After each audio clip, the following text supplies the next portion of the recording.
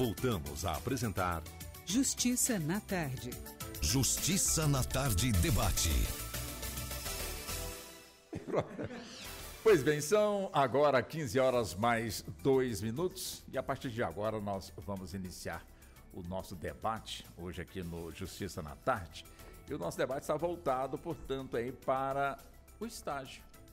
Claro, nós vamos focar aqui, no caso, o bacharel em Direito, ou então o advogado, como também em outras profissões, onde as pessoas, com toda certeza, chegam, portanto, para desenvolverem ali ou acrescentarem ao que buscou nos cursos técnicos ou então cursos superiores, quer dizer, um conhecimento. E, evidentemente, vamos ali também dar aquele treinamento, aprofundar um pouco mais no exercício dessa profissão, conhecer também um pouco os direitos de quem, portanto, está aí nessa condição de estagiário, então de estagiária. E aqui conosco, a quem nós vamos agora cumprimentá-los, como também cumprimentá-la, os nossos convidados. E a nossa convidada é a doutora Narayana Lourenço, ela que é especialista no direito civil, né? Doutora Narayana, seja muito bem-vinda, muito boa tarde, obrigado por aceitar o nosso convite. Muito obrigada, eu que agradeço o convite. Tá, obrigado pela gentileza. Deixa eu também cumprimentar o doutor Mário Padilha, ele que é especialista no direito do trabalho, né? Doutor Padilha, também seja muito bem-vindo aqui ao nosso programa e muito boa tarde para o senhor. Boa tarde, Walter. Eu que agradeço o convite e saúdo também aí a todos os ouvintes da rádio. Muito obrigado ao senhor. Doutor Rodrigo Teixeira, né? Doutor Rodrigo, ele é professor universitário e coordenador de curso de Direito. É também advogado, seja também muito bem-vindo aqui mais uma vez ao nosso programa e muito boa tarde para o senhor. Boa tarde, Walter, um prazer novamente estar na Rádio Justiça, boa tarde aos convidados e boa tarde aos ouvintes. Muito obrigado pela gentileza. Bom, então vamos aqui, né? O estagiário, ele para poder desenvolver a sua condição de estagiário, evidentemente que ainda tem que estar cursando. Mas é importante que já no final do curso se busque, portanto, aí mais conhecimentos práticos, principalmente. Vamos focar aqui o campo dos senhores que os senhores dominam, né? Que é justamente o campo do direito, doutora Nayara. Quer dizer, esse estágio, como é que ele vem? Como advogado ou como bacharel em direito? Ou nenhum e nem outro? Como é que é essa questão que é importante para a pessoa que exerce, portanto, aí a advocacia? O estágio na época da faculdade, eu acho que contribui muito para o nosso aprendizado enquanto futuros profissionais. Então, eu acredito que estagiar durante a faculdade permite colocar em prática tudo aquilo que a gente vem vendo durante as aulas com os professores, a gente vê na prática tudo o que é colocado em aula, e isso contribui muito para o nosso crescimento enquanto profissional. E hoje em dia também tem estágios em área de pós-graduação e não só da graduação. Nunca fiz estágio na área de pós-graduação, mas tenho visto uns colegas que têm se mostrado muito satisfeitos com esses programas que têm criado, e eu fiz estágio na área de graduação e foi muito importante para mim enquanto profissional hoje em dia. Perfeitamente. Bom, antes de chegar aqui no coordenador, né, deixa eu chegar no doutor Mário, né, também com muita experiência, exemplo também, todos aqui são experientes, né? E para o senhor, doutor Padilha, doutor Mário Padilha, como é que o senhor avalia justamente esse assunto, né, que nós vamos aqui aprofundar no debate, ou seja, o estágio no campo do direito? Olha, Walter, se você me permite fazer aqui um parêntese, né? O estágio ele é tão importante na formação profissional que nós temos uma lei própria para reger o estágio no Brasil, né? Então, assim, não só no campo do direito, obviamente que a gente vai se ater ao campo do direito aqui, mas é um trabalho, né, regulamentado por lei, e onde tem garantias, direitos e obrigações aí do estagiário. Na formação acadêmica, eu sou um defensor ferrenho do estágio, até porque fui estagiário, com muito orgulho. Tive a minha carteira de estagiário da OAB, né, que é permitido ao acadêmico de direito depois de um determinado tempo. Na minha época, não vou dizer aqui a minha idade, mas na minha época a gente até adquiria a carteira no início da faculdade. Hoje são nos semestres finais. E eu acho que é muito importante para que esse futuro profissional veja o quão diferente é a prática da teoria, né? Então, a gente gosta de falar aí aquele jargão, né? Na prática, a teoria é outra. Então, eu sou um defensor do estágio, do estagiário, do direito do estagiário também, e eu acho que é essencial para a formação desse profissional. E nós agora, né, doutor Rodrigo, o senhor que também é coordenador do curso de Direito, evidentemente o senhor está, de certa forma, assim, muito perto, né, da condição do acadêmico de Direito, ali quase concluindo o seu curso. Quer dizer, é importante que esse acadêmico, ele tome a iniciativa de buscar, portanto, aí o estágio, ou ele tem que aguardar a orientação do coordenador? Não, ele pode exercer o estágio a qualquer momento do curso. É claro que existem estágios com determinados tipos de requisito. Lembrando a sua primeira pergunta, ele é um bacharelando em Direito. Ele está ainda na matriz curricular, ainda na graduação, 5 anos de integralização do curso. Não o impede de ele estar em estágio, desde que ele cumpra com os requisitos que são exigidos. É claro que, se nós formos para a DCN, que é as Diretrizes Curriculares Nacionais do Curso de Direito, é uma resolução do MEC. Resolução número 5, de 7 de dezembro de 2018, no artigo 6º. O estágio ele é obrigatório. Ele começa a ser obrigatório a partir do 7º semestre. Só que antes do 7º semestre, ele pode realizar estágios, que a gente chama de estágios não obrigatórios, que também complementa na formação desse bacharelando em Direito, porque ele só se torna bacharel após a conclusão do seu curso e que, obviamente, uma faculdade ela vai formar um bacharel. O advogado ele vai prestar o exame de ordem, aí sim ele pode ser um advogado. Faculdade, ou um centro universitário ou uma universidade, ele vai estar formando um bacharel em Direito. Então, não vejo nenhum problema em ele estar exercendo esse estágio, ou ele sendo não obrigatório, que é antes do 7º semestre, ou o obrigatório, que é a partir do 7º semestre. Tem horas para ele cumprir. É uma obrigação deste bacharelando. Ele tem 400 horas de estágio obrigatório que ele tem que cumprir. O que nós esperemos? Que ele inicie primeiramente na IES, ou seja, na própria faculdade, ele inicie esse estágio, ou naquilo que estejamos conveniados, um órgão na Defensoria ou no Ministério Público. Ele pode estar ali exercendo o estágio com uma cooperação com a faculdade, ou no escritório de advocacia, sem problema nenhum. Isso aí, inclusive, é um dever da instituição. Tem que ser garantido isso a todo bacharelando em Direito, porque senão ele não forma, senão ele não cola grau.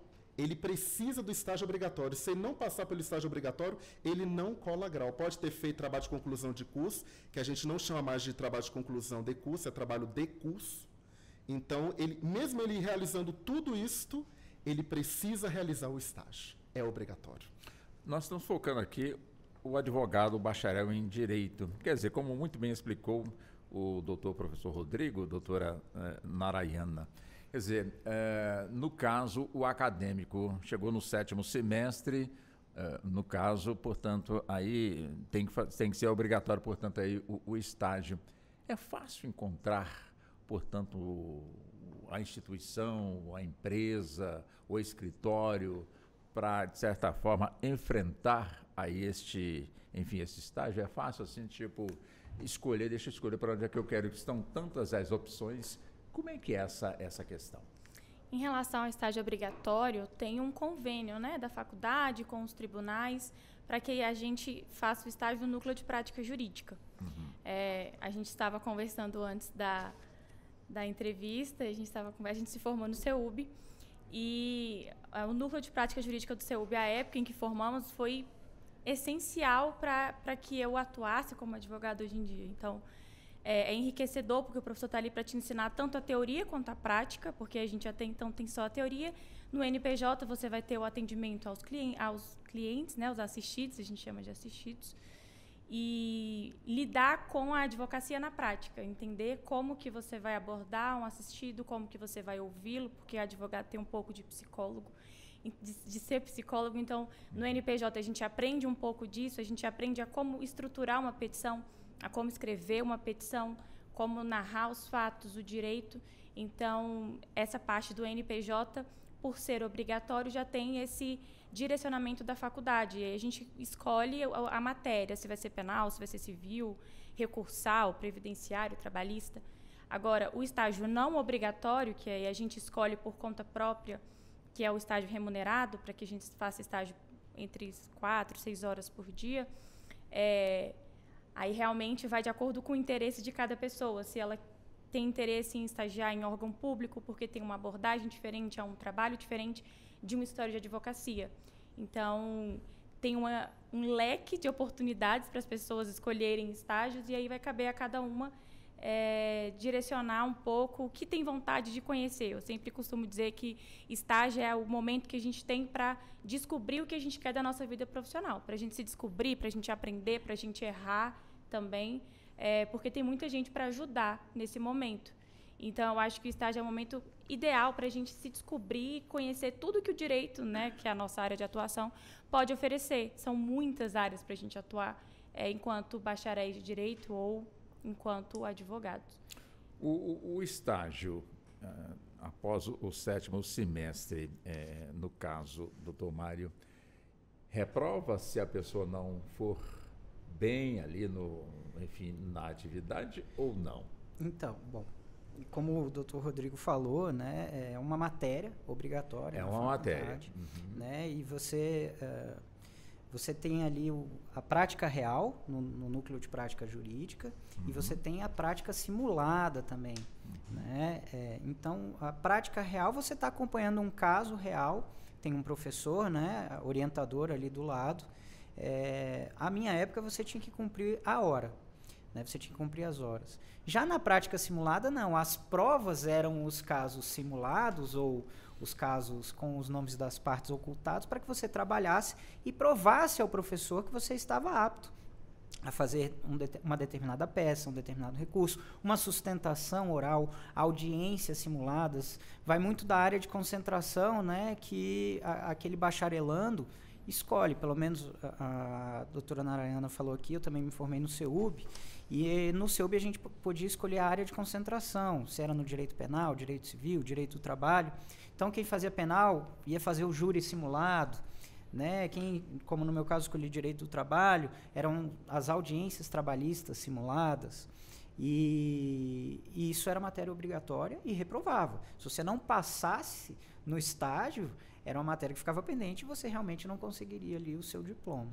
Perfeitamente. Quer dizer, é evidente que, enfim, durante a graduação, o professor, o coordenador, ele já entende mais ou menos ali o perfil do aluno que está se graduando, sabe quem é quem, as tendências, para onde é que vai ser melhor, portanto, no estágio, em que setor. Lá ele vai, portanto, aí, de certa forma, se encontrar. Quer dizer, é nessa hora que vai ser medido justamente a teoria que buscou ali na escola, na faculdade, e a prática. Você vai juntar as coisas ali para ver se de fato a pessoa está pronta para poder exercer a profissão, pelo menos está encaminhada para ficar pronta para poder exercer essa função, essa profissão? Pelo menos encaminhada. É a proposta de toda a IES que pelo menos o indivíduo ele esteja apto a exercer a prática jurídica. É claro que ele tem escolhas futuras. Talvez ele não queira futuramente exercer a área da advocacia, mas não há problema. Ele vai estar munido de um diploma bacharel em Direito e que ali conscreve que ele está apto a qualquer tipo de prática jurídica. Todo e qualquer IES, né, todo e qualquer ensino superior tem 3 tripés, tem 3 elementos que têm que ser garantidos ao aluno: ensino, pesquisa e extensão. O ensino é o que nós estamos aqui falando.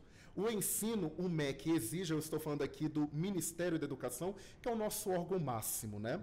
Não é tão somente o Poder Judiciário. Nosso órgão máximo de fiscalização que nós precisamos executar aos moldes do mesmo se chama Ministério da Educação. Existe para nós 3 tipos de formação: a formação geral, a formação específica e a formação prático-profissional. A gente está falando aqui de estágio. É uma formação prático-profissional. ela tem que ser assegurada. É dever da instituição de ensino superior garantir a prática jurídica. Porque senão não é só porque ele não vai se formar ou ele não vai ter uma emissão do seu diploma. É porque ele não é apto para a formação complementar enquanto bacharel em Direito. Tem que ter essa junção da teoria com a prática. A formação, ela passa por isso. Fica a escolha do bacharelando. Ele faz trabalhista ou ele faz civil. Geralmente, as IES, elas fazem uma divisão mais objetiva, mais sintética. Ele faz estágio na área civil, e no outro semestre faz na área penal, porque são os dois grandes leques do bacharelado em Direito, é o civil e o penal. Ele, claro que tem outras IES que pode garantir, como o CEUB, por exemplo. Pode garantir trabalhista, não há tributário, constitucional, não há problema nenhum. Mas, pelo menos, garantir as formações realmente gerais do curso, que é o civil e é o penal. Esses realmente têm que ser garantidos, é obrigatório. Agora, doutora Narayana, como é que fica essa questão, né, do estágio no núcleo de práticas jurídicas? Vamos supor que está ali, portanto, o acadêmico, buscando, portanto, ali os seus conhecimentos. Quer dizer, o que está acontecendo ali nessas práticas são práticas, de certa forma, elas vão ter um encaminhamento, ou é justamente uma prática onde essa prática é avaliada e, uma vez avaliada, dali mesmo ela se encerra? Ou são casos concretos que, de certa forma, o acadêmico, então, a acadêmica, estão ali, de certa forma, debatendo, discutindo e com toda certeza vai ter uma avaliação acima, ou pode sair, inclusive, ali do núcleo de práticas jurídicas e avançar para algum tribunal? É assim ou não? Prática, no CEUB, pelo menos, a gente tinha a prática simulada e a prática real. Eita. A prática simulada... A senhora tremia assim, ficava assim preocupada, ou levava de boa? Na prática simulada, não, porque ficávamos em sala com o professor orientador que explicava a estruturação de uma petição, como fazer a petição e tudo mais. Agora, na prática real, era de fato lidar com o assistido, com a pessoa que chega ali com um problema, e a gente, enquanto estagiário, tem que saber orientá-la sobre a documentação necessária, sobre os próximos passos, como que vai se proceder a ação, como que vai acontecer, os procedimentos, se vai ter audiência, não vai ter audiência, porque a maior preocupação de muitas pessoas é a tal da audiência, né? Todo mundo tem muito medo de audiência. Por quê? Porque eles pensam que vão estar ali com o juiz vai fazer alguma coisa muito grave com ele. Eles têm sempre muito medo de audiência. Então, é realmente uma prática com o caso real. Eles levam a situação para a gente, ou algum caso que já esteja em curso, e nós damos seguimento com o professor orientador. Então, a gente fazia o atendimento, fazia toda a narração fática, junto com o assistido, pegava documento, para que a gente desse seguimento no caso. Então, vai sim para um tribunal vir uma ação, ou no caso de já ser uma ação, a gente dá seguimento no processo, representa, né, junto à procuração, e representa a parte no processo. E as nossas petições são avaliadas pelo professor orientador. Então, o professor orientador do NPJ, ele olha não só o nosso atendimento ao assistido, quanto também a nossa escrita, nosso raciocínio jurídico e a nossa dedicação naquele caso para o assistido. Claro que o assistido ele tem que estar assistido também, né? Ou seja, no caso o acadêmico tem que estar ali assistido por um advogado, já que o assunto vai chegar até, portanto, um tribunal, né? É isso mesmo, doutor? Isso é muito importante, né? A pessoa que procura um núcleo de prática jurídica ter a certeza de que ela vai receber a melhor prestação de serviço. O acadêmico está sendo avaliado, como disse a doutora Narayana, e pela sua escrita, pelo seu raciocínio jurídico. Por outro lado, a responsabilidade do processo é do professor, que é quem detém a carteira da ordem e está apto a conduzir aquele processo perante o tribunal. Então, a responsabilidade ética profissional é do professor, né? Então, o estagiário está ali prestando um suporte. É muito importante também a gente lembrar que esse tipo de estágio, de núcleos de prática jurídica, a gente pega casos menos complexos, são casos onde o valor da causa tem uma certa limitação, a própria pessoa é hipossuficiente, né? Então, assim, você não vai pegar ali casos de grande complexidade, né? Sob pena de você, como diz, deixar o professor louco e o acadêmico também, né? Desesperado, com raciocínio jurídico ainda, com pouca informação jurídica ainda, o acadêmico, né? Pouca experiência, pouca prática, talvez com sagacidade, né? Mas isso tem que ser levado em consideração, que o professor, ele é o responsável perante a justiça. E ele está te avaliando ali naquilo que você está prestando auxílio, que é a redação da peça, o atendimento, a anamnese do caso, né, que a gente faz ao receber aquele assistido. Eu lembro que a gente preenchia as fichas de atendimento, porque uma vez que a gente encerra aquele semestre, aquela matéria, o caso vai seguir com outro colega acadêmico. Talvez com o mesmo professor, talvez não. Aí é uma questão da IES, né? Se vai manter aquele professor orientador, mas aquilo ali tem que estar muito bem relatado para que a pessoa que dê condução ao caso, pelo menos tente entender a linha de raciocínio que levou toda a equipe que cuidou naquele primeiro momento, ou no segundo momento, a levar o caso naquela direção. Né? Então, é muito bem organizado. Isso aí já ajuda, inclusive, a gente a organizar o nosso escritório, né? Já como conduzir aí as coisas dentro do próprio escritório. É nessa fase, professor Rodrigo, que se avalia bem se aquele profissional que está se preparando para ser um profissional do direito, é nessa fase,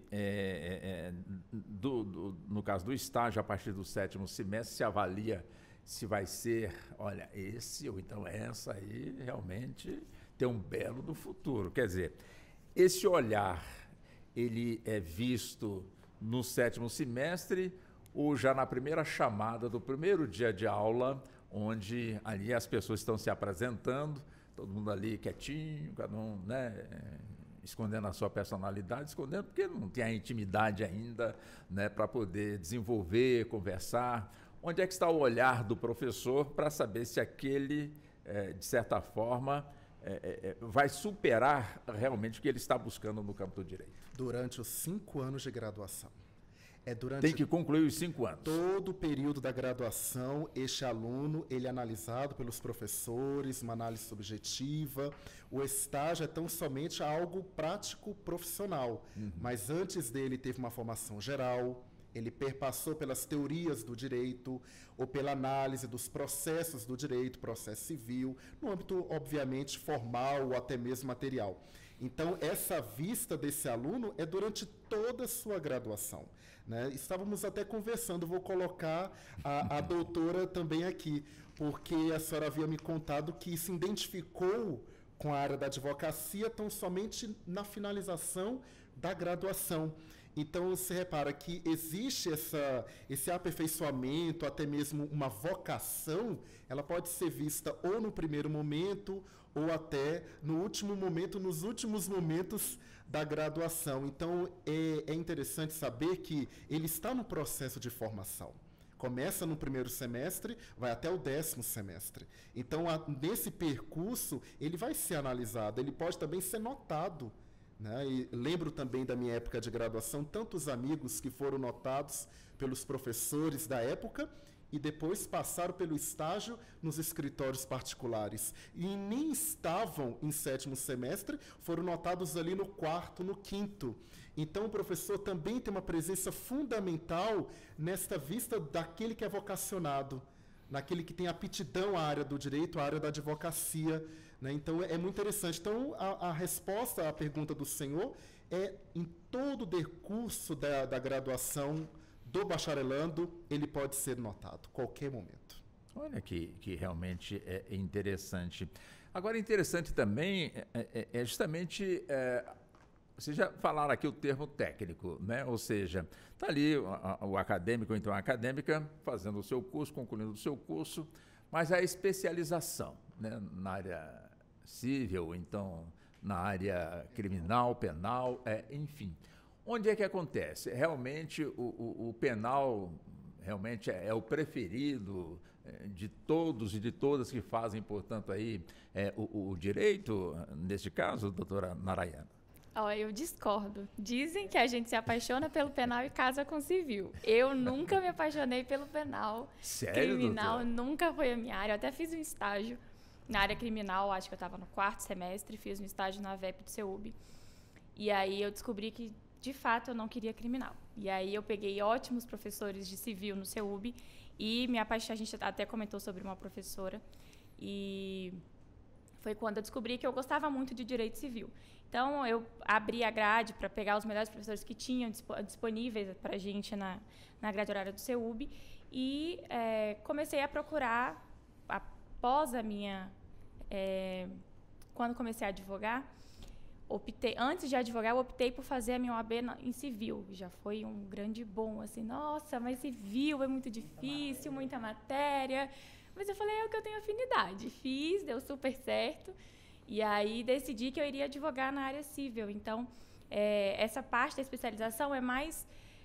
Eu imagino que começa ali no final da faculdade, que você começa a ver o que você conseguiu absorver melhor na faculdade, os professores que você conseguiu ter mais afinidade, as matérias que você conseguiu ter mais facilidade, porque se a gente for prestar o exame da ordem ali nos últimos semestres da faculdade, a gente tem que optar por uma matéria para fazer a segunda fase.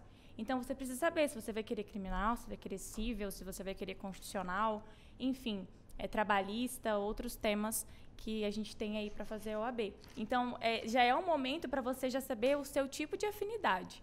Já é uma escolha que eu não considero tão fácil. Então, a especialização, eu acho que ela começa a vir no final do curso, que você já tem uma bagagem maior de disciplinas, de entendimentos, de aprendizagens, de prática com o NPJ. E aí, quando você se forma, você opta por especializações, por cursos, por pós-graduações, eventualmente mestrado, doutorado. Então, acho que a partir dessa reta final do curso em diante já começa você saber para qual rumo você vai seguir. No 7º semestre, doutor Mário, ou seja, chegou ali, portanto, o acadêmico, então a acadêmica, e vamos tocar. O senhor já tem, portanto, ali já a tendência de ser trabalhista, mas de repente aparece ali, portanto, dentro enfim, dessa fase, portanto, do estágio, surgem ali casos mais voltados para o penal. Como é que o senhor faz? O senhor pode escolher, não, esse eu não quero, eu quero esse, a minha pegada é mais para aqui. Como é que funciona isso? Walter, eu vou abrir um parênteses aqui, eu não tive nem a chance de escolher. No primeiro, passei no vestibular, minha mãe, que é advogada trabalhista, virou para mim, vista o terno que a partir de amanhã você está no escritório. Eita. Mas eu não consegui ficar além de um semestre com ela fazendo estágio. Fui para outros escritórios depois. Então está no meu DNA ser advogado trabalhista. Uhum. Né? Eu faço referência à minha mãe porque... Para mim é uma das advogadas trabalhistas. Qual o nome dela? Doutora Carlane Gomes de Sá. Para mim é uma das maiores referências em direito do trabalho aqui, principalmente da 10ª região, que é onde fica aqui o nosso Tribunal Regional do Trabalho. E então eu sempre veredei, eu sempre soube que seria no direito do trabalho. E então eu não tive, assim como a doutora Narayana, essa possibilidade de ao longo do curso ir escolhendo. Eu fui escolhido. E aí eu já fiz estágio em escritórios voltados para que o carro-chefe era o direito do trabalho. Né? Eu nunca tive aptidão para o penal, para o direito civil sim, porque é a base do direito do trabalho, o direito civil. Então, o processo civil também a gente usa no processo trabalhista como um paralelo, vamos colocar assim, né, para o ouvinte entender. Mas como o povo aqui fala mais penal, civil, eu tenho que puxar a brasa aqui para o meu trabalhista, né? Eu tenho que trazer aqui para o direito do trabalho. Atuei em alguns casos penais, assim, mas como auxiliar daí. Né? Grandes operações penais que aconteceram em época de Lava Jato, eu acompanhei o desdobramento na esfera civil e como eram empregados públicos também cuidei de processos disciplinares daí no órgão público. Mas a pessoa, de fato, ela tem que escolher algo que ela tenha aptidão. Principalmente se ela optar, Walter, para, no final do curso, virar advogado. Porque, como o doutor Rodrigo falou, você não é obrigado a sair de lá e falar, vou prestar o exame da ordem. Você pode fazer concurso para outras áreas, para a polícia, para o Ministério Público, para o próprio judiciário, não como magistrado, que você precisa ali ter uma prática antes. Mas você pode ser um assessor jurídico, enfim. Mas se você for prestar a ordem, você tem que concentrar em uma área que você tem aptidão. Porque a prova da ordem, em que pese não ter competição, ela hoje vem tendo um nível de aprovação de no máximo 30% dos inscritos, quando muito. né? É um índice baixo e que revela também ali, eu não digo uma má qualidade das instituições de ensino, mas eu acho que a pessoa deixou de buscar na sua formação algo para ser melhor. Né? Eu lembro, se você me permite, quando eu era estagiário aqui em outros escritórios, os processos ainda eram físicos. E as pessoas falavam que o estagiário era o office boy de luxo, porque ele ia só no fórum tirar cópia ou buscar o processo e protocolar uma petição.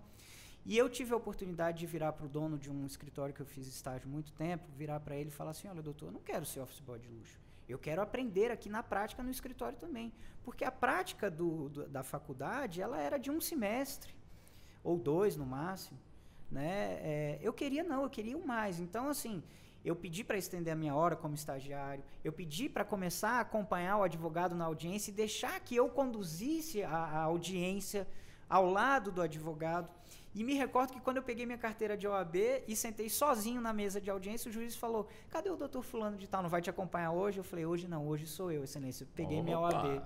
Né? Então, assim, eu tive o prazer de cursar o direito, exercendo na prática, mas porque eu busquei. A doutora Narayana lembrou muito bem, a pessoa que faz o que ela quer fazer, se é num tribunal, se é no escritório, esse estágio não obrigatório.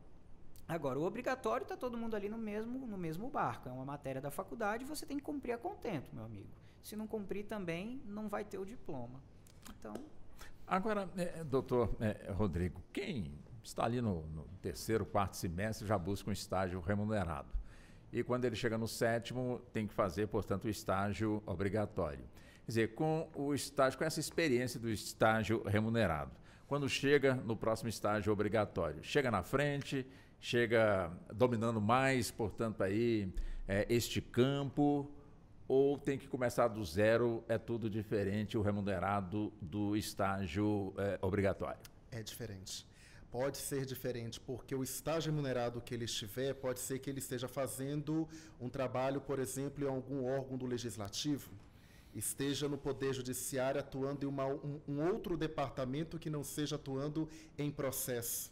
Quando ele chegar no 7º semestre, no estágio obrigatório, talvez tudo esteja muito novo para ele.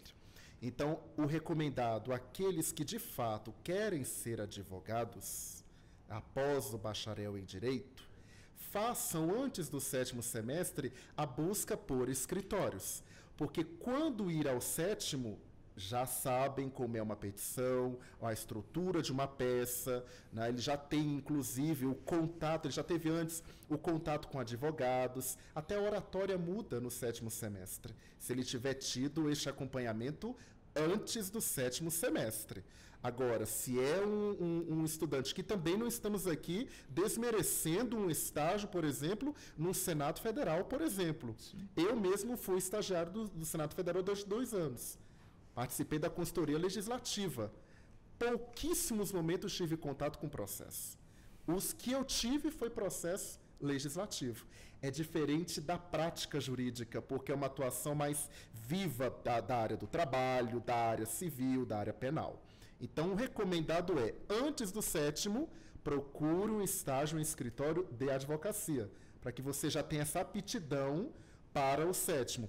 O que também não há problema. Se antes do 7º você não teve essa experiência, não há problema nenhum.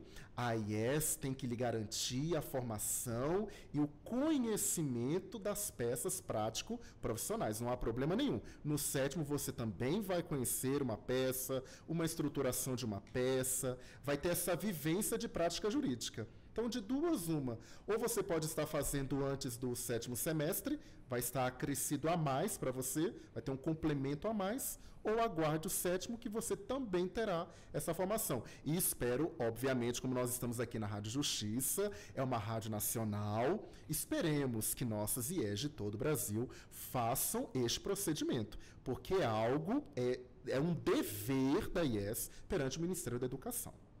Nas práticas jurídicas, né, nesta fase, doutora Narayana, com a senhora ali, de certa forma, executando aí esta fase, como é que é o contato com o público real? Né? Ou seja, pessoas que eu imagino, pessoas suficientes, né, que não têm recursos, então buscam, portanto, essas atividades e eu tenho notícias de que são de excelência o atendimento, muito, portanto, aí elogiado.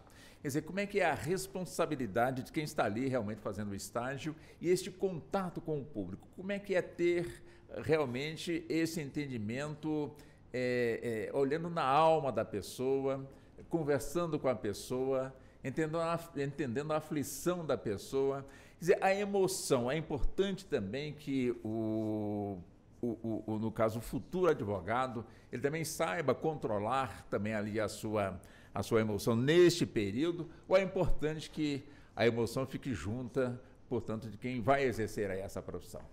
Essa é uma pergunta muito interessante, porque eu acho que a gente tem que lidar com ela sempre na advocacia, mesmo após o estágio, porque tem vezes que a gente pega aquele problema do cliente e, ai, meu Deus, é muito grave, eu preciso resolver isso, e a gente precisa separar, calma.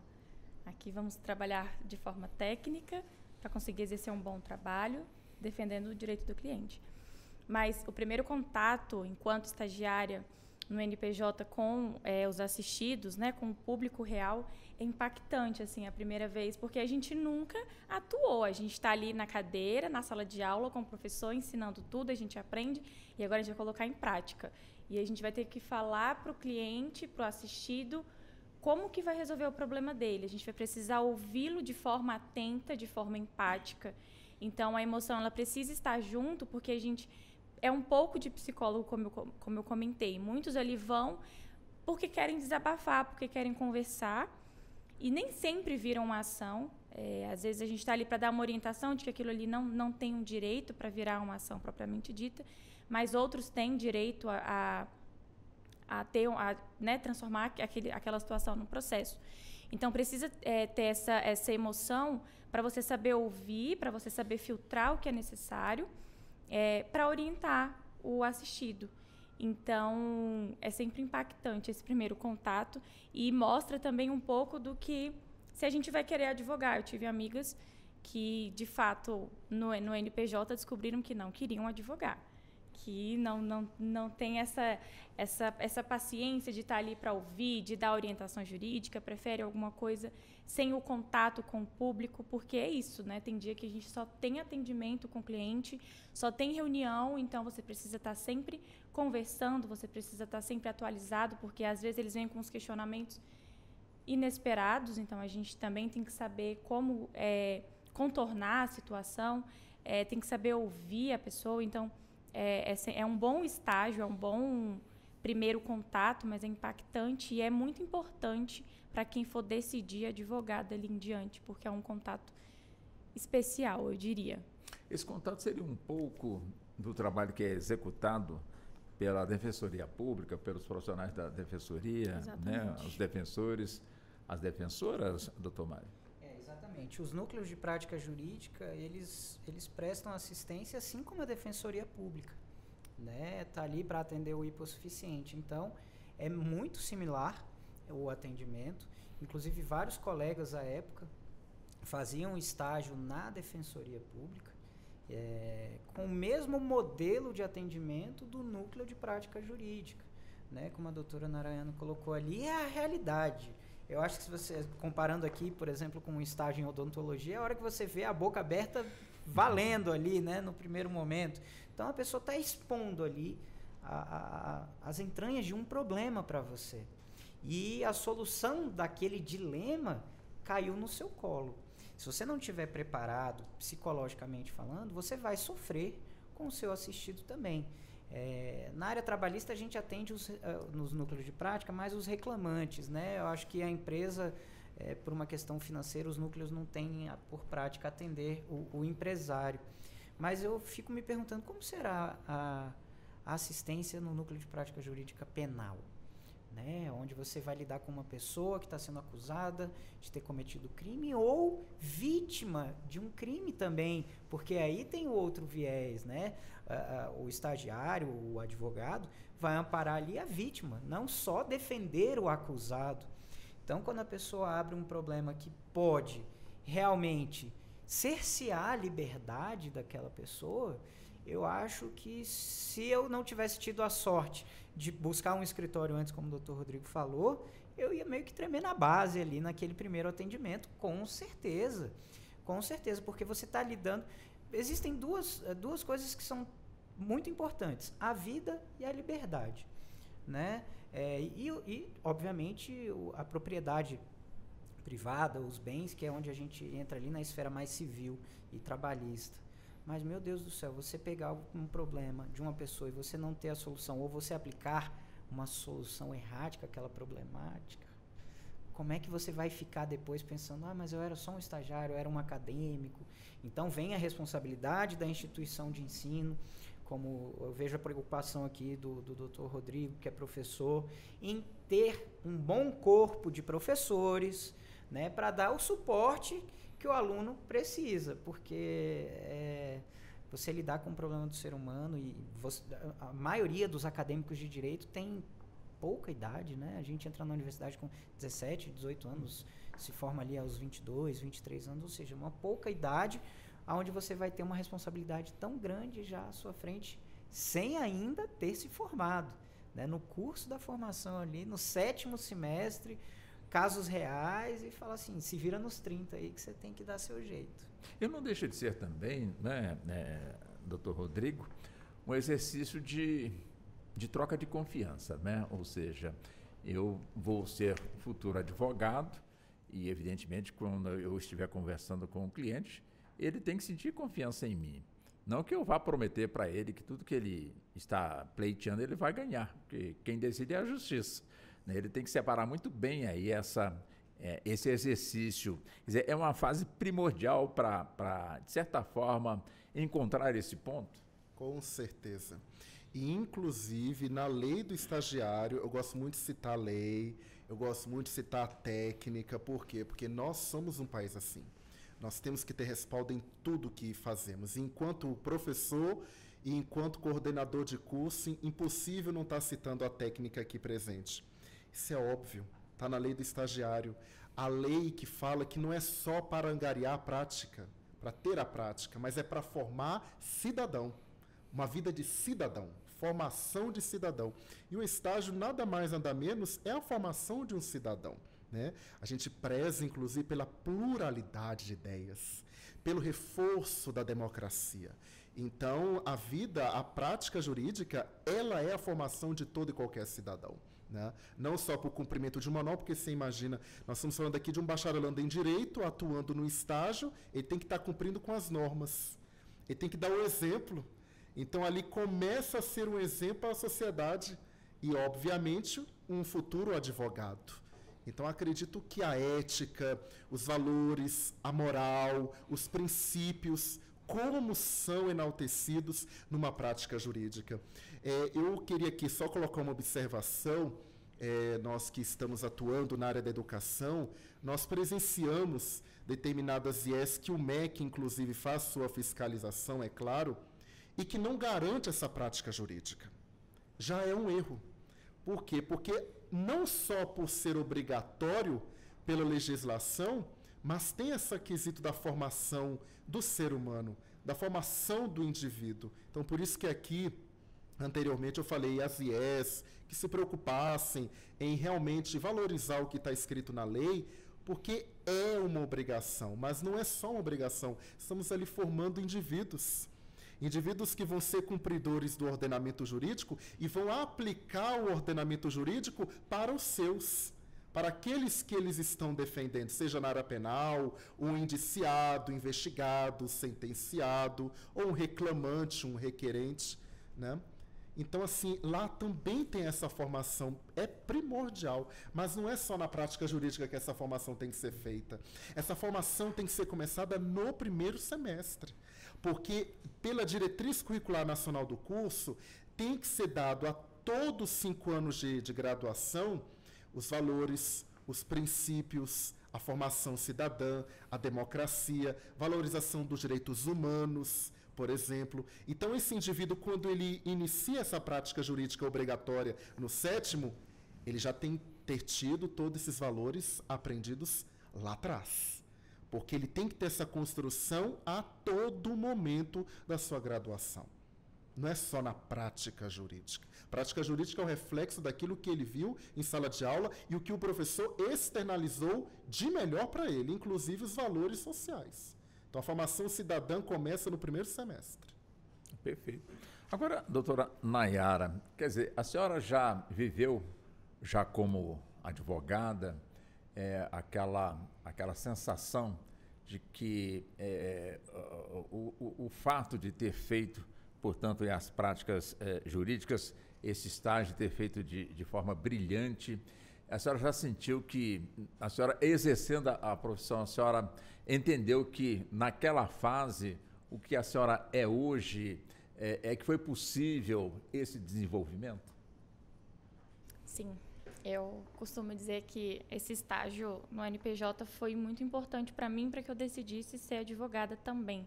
Apesar de ter decidido que eu queria advocacia no último ano da faculdade, foi quando eu de fato fiz estágio no escritório, o NPJ contribuiu muito para isso, porque a gente ouve como que funcionam os escritórios, a gente ouve como que funcionam alguns públicos, mas a gente só sabe como é aquilo na prática.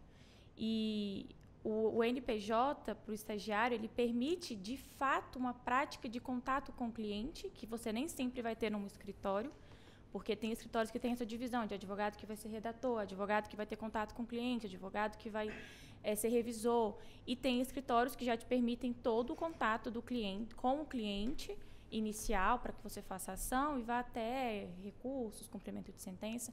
Então, depende muito da dinâmica do escritório. Então, o NPJ, ele te mostra tudo, como você vai começar, como que você tem esse primeiro contato, e isso foi muito interessante para mim, principalmente em casos de família, porque eu acho que é o primeiro contato de um estudante no NPJ, que pega algum caso de família, de divórcio, de alimentos, de guarda, pensar justamente como o professor falou. Meu Deus, é uma vida. E agora? Como que eu vou resolver essa vida? Como que eu vou resolver o problema de outra pessoa? Será que eu tenho essa capacidade enquanto um estudante? Mas aí o orientador está aqui te ajudando. Então, quando eu comecei a lidar com ações de família no NPJ, foi quando eu, de fato, pensei, eu quero advogar. É muito interessante você poder ajudar esse problema tão pessoal e tão sensível das pessoas e ter uma escuta tão atenta, tão empática, e pensar que você pode contribuir para que aquele problema resolva de alguma forma. Eu posso ajudar você de alguma forma no seu problema. E foi assim que eu, de fato, me apaixonei pela advocacia e conhecer o meu primeiro chefe em escritório, o Dr. Cláudio Santos, que foi incrível, assim, me mostrou que uma advocacia ela não precisa ser o dia inteiro, por exemplo, de segunda a segunda. Você não precisa estar maltratando os seus funcionários, os seus advogados, os seus estagiários. Você pode tratá-los de forma igual e prestar um bom serviço. Então, tudo isso contribuiu para que eu fosse uma advogada, e o NPJ teve fundamental papel nisso, assim. Eu gostava quando os assistidos me procuravam outros dias, porque a gente atendia um dia na semana, e aí ia lá, mas eu queria a Narayana, mas a Narayana não atende esse dia. Então eu ficava toda, eu gosto disso, eu quero isso para mim. Então foi muito especial. É muito bonito. Perfeito. Agora, doutor Mário, claro que quando o senhor se formou, evidentemente que essa tecnologia que hoje estamos enfrentando, utilizando, já estava no mercado. Evidente que ela se moderniza a cada segundo, não é? E evidente que com ela crescendo, automaticamente também as profissões vão zerando.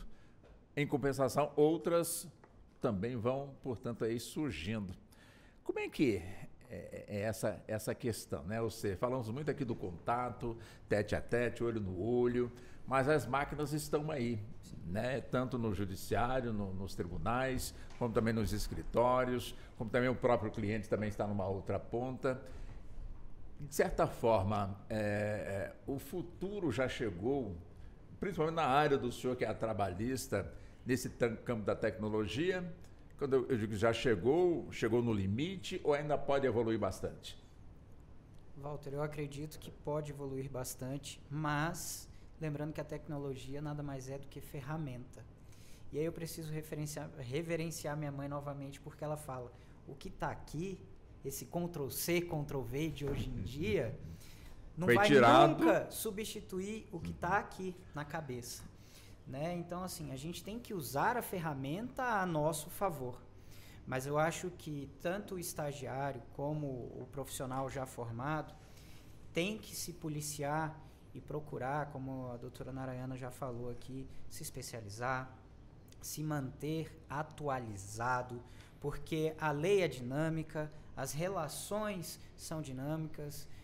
Eu posso trazer aqui à baila hoje uma discussão jurídica que o Supremo vem travando com o próprio TST, que são as ações de reconhecimento de vínculo, né? A Justiça do Trabalho entende de uma forma e o Supremo entende que pode flexibilizar de outra.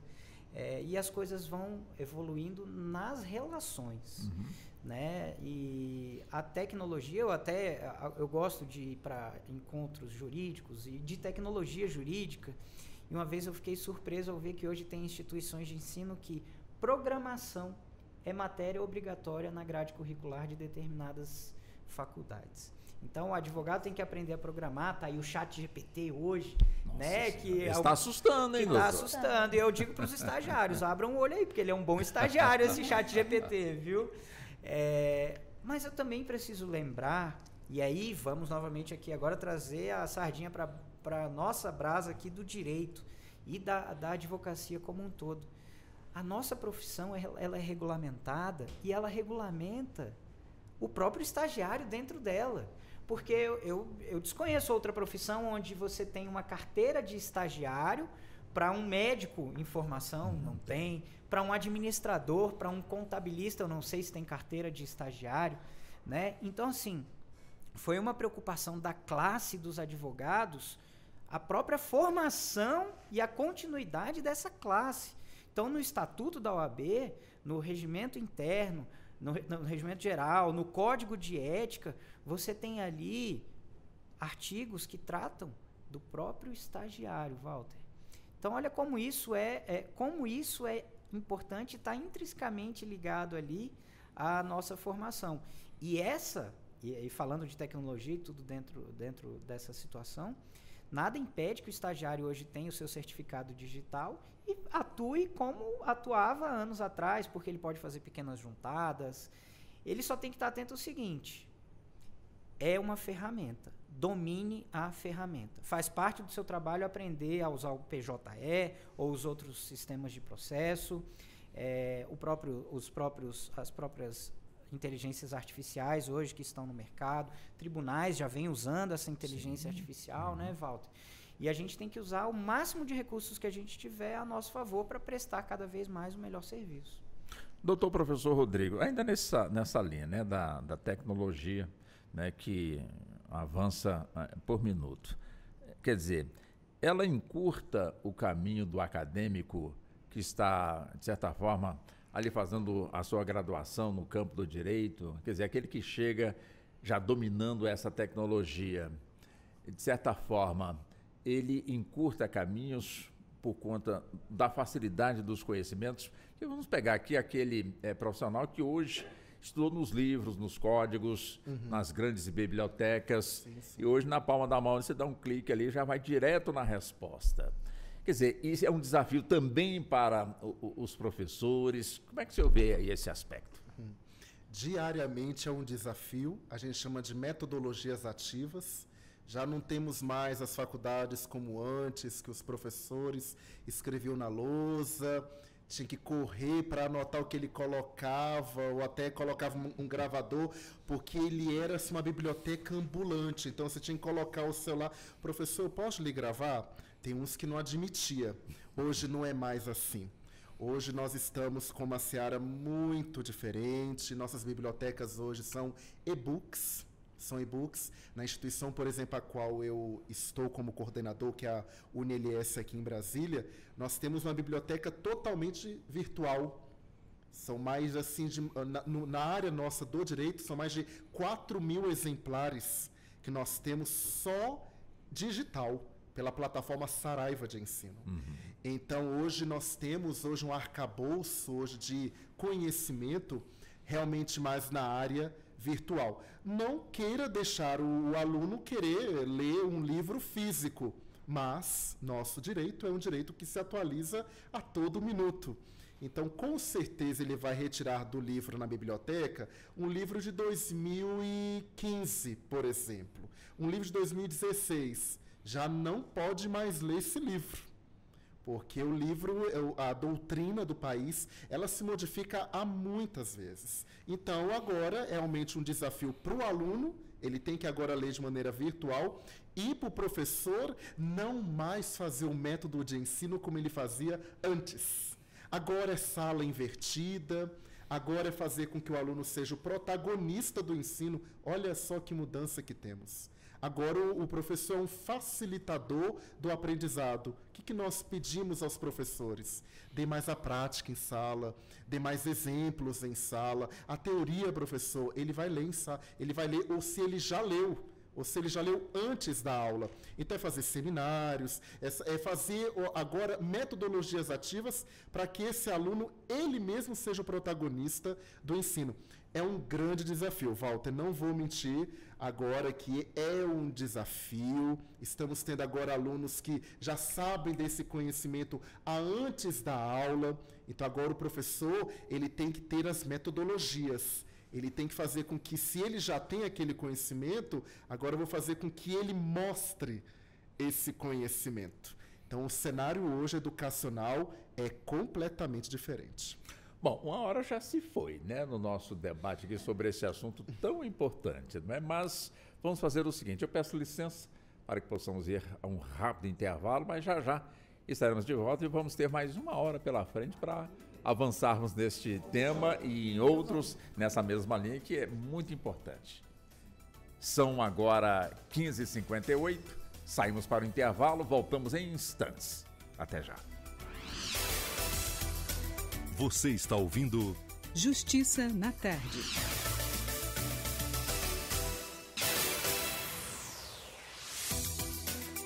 Voltamos a apresentar Justiça na Tarde. Justiça na Tarde debate.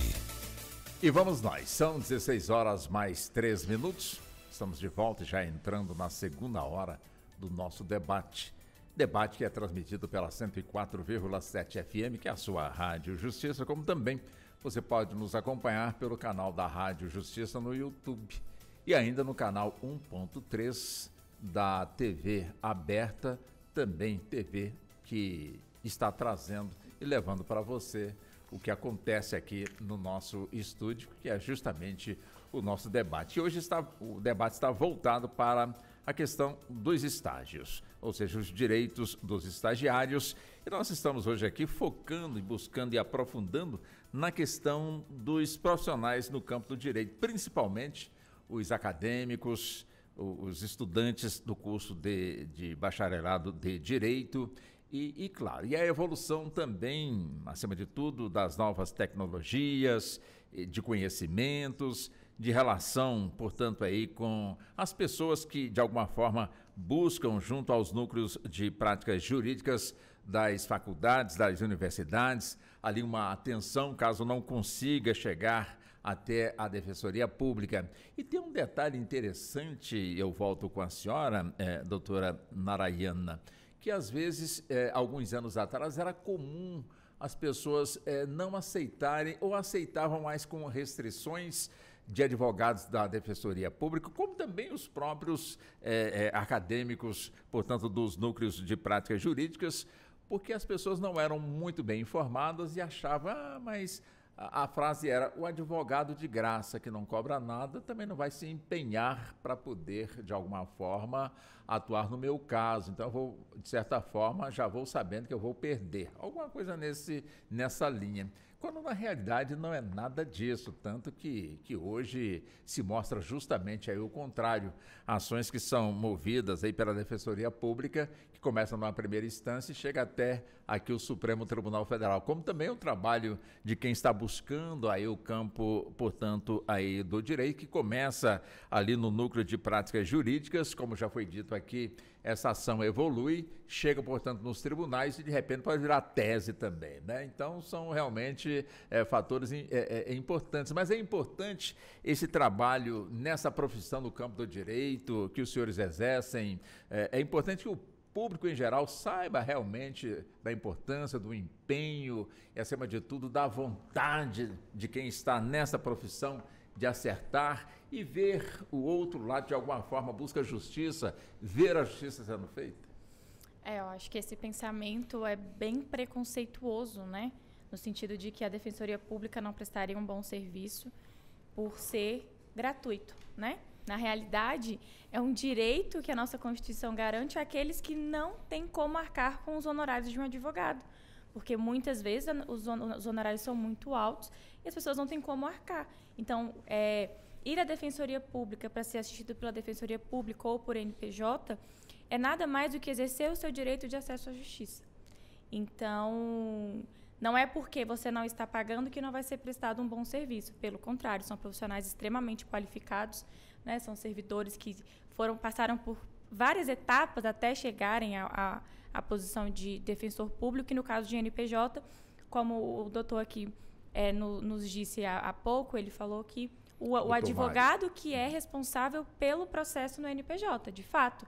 O estagiário, ele está ali, ele vai fazer o atendimento, porque é um requisito para cumprimento de horário, para cumprimento da grade curricular, mas o advogado vai estar ali subscrevendo todas as petições, ele vai assinar junto com o estagiário, ele vai revisar aquela petição. Então, não é o estagiário peticionando e protocolando no processo, não. O estagiário faz a petição, o advogado revisa, se for necessário, volta para a correção. Se for necessário outra correção, volta para outra correção. Quando está perfeito para o advogado orientador do NPJ, aí ele assina e é protocolado nos autos. Então, o NPJ tem esse diferencial, porque tem um advogado, né, junto com o estagiário, mas a Defensoria Pública tem um defensor público que é super capacitado para isso.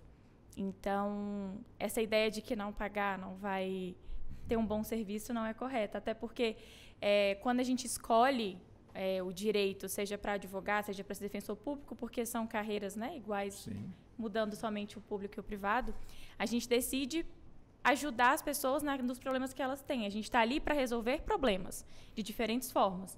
Então, a gente está ali para resolver problemas que muitas vezes as pessoas colocam como: esse é o problema da minha vida, doutora. Eu preciso que você me ajude, porque isso aqui vai definir a minha vida. Então, é definir, de fato, é cuidar da vida da pessoa, é cuidar da liberdade da pessoa, dependendo da área que você atua. Então, precisa ter essa noção de que quem escolheu estar nessa área vai dar a vida para poder resolver o seu problema, para prestar um bom serviço, porque é o nosso nome que também está ali em jogo. Então, a gente também tem que ter muita preocupação com o serviço que está sendo prestado, porque um cliente chama outro, indicação e reconhecimento pelo bom serviço prestado.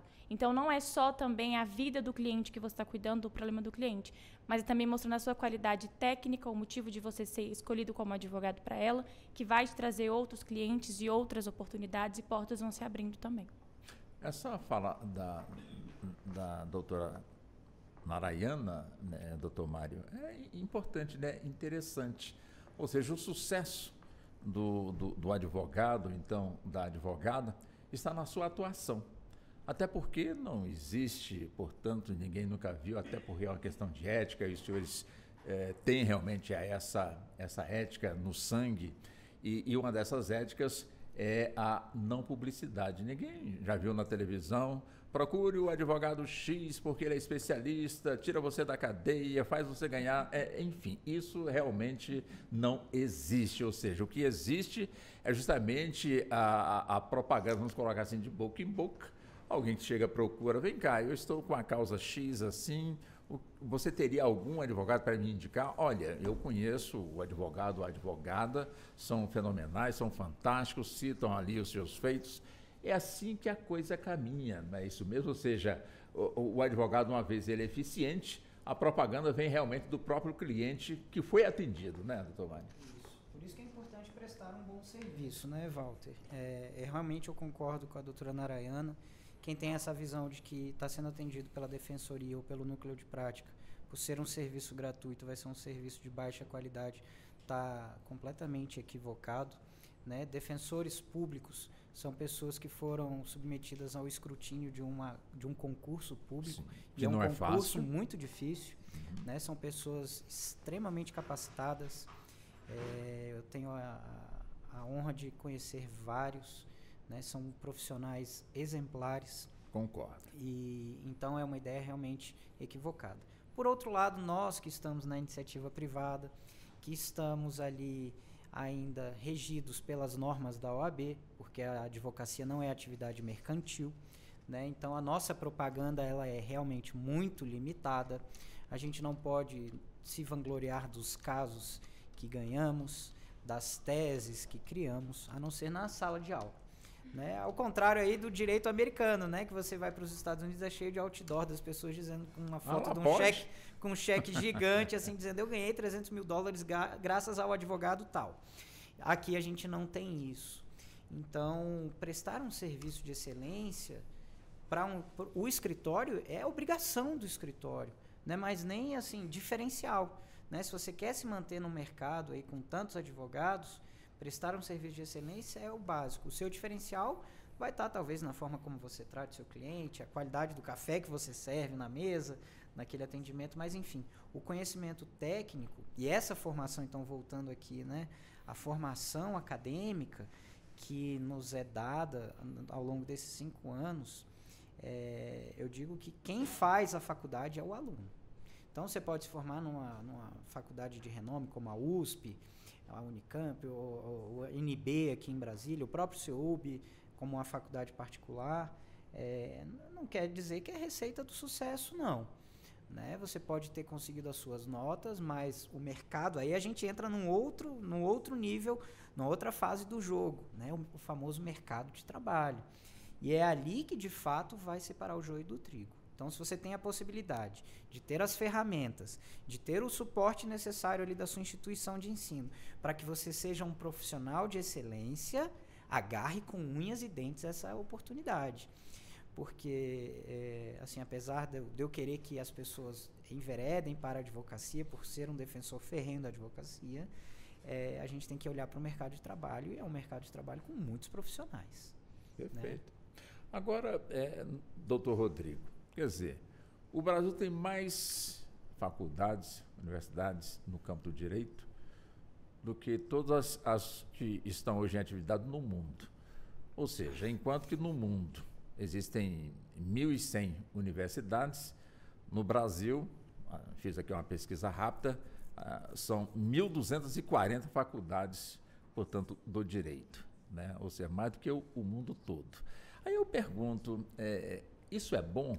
Ou seja, termos realmente este campo com este número de universidades ou de faculdades no campo, portanto, aí do direito?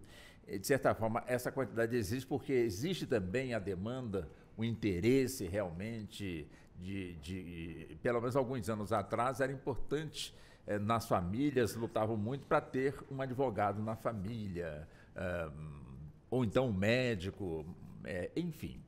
Eu pergunto justamente se é para o senhor, com essa quantidade, nós temos a possibilidade de termos bons professores, apesar que eu acredito que cada professor que está ali exercendo a sua função é de excelência, está ali porque realmente tem o seu merecimento. Eu acho que a gente não pode nem fazer essa comparação, né? O número de universidades com a quantidade, portanto, de bons professores. Para mim, todos eles e elas são, portanto, de excelência. Como é que o senhor analisa esse campo? Até porque eles se transitam entre as IES.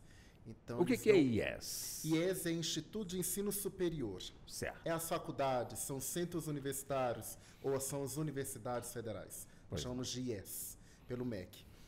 Depende também, porque esse professor ele pode estar transicionando. Acredito, aqui é minha visão, acredito que haja também, da parte do Ministério da Educação, um aprimoramento melhor quanto à fiscalização destes ensinos superiores. Também volto ao doutor. Quem faz a faculdade é o aluno. Concordo plenamente com o senhor. Tem que ser garantido todas as bases, mas depende do aluno o seu progresso ou o seu regresso. Depende do mesmo. Mas nós temos o artigo 170 da Constituição Federal que permite a concorrência.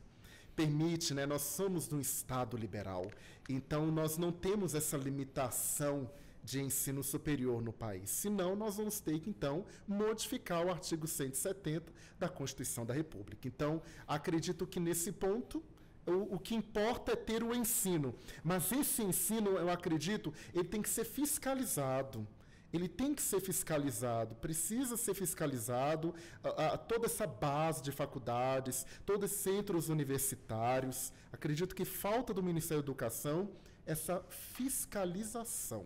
Mas o requisito de ter muitas instituições, ao meu ver, não é saudável. Ao meu ver, não é saudável.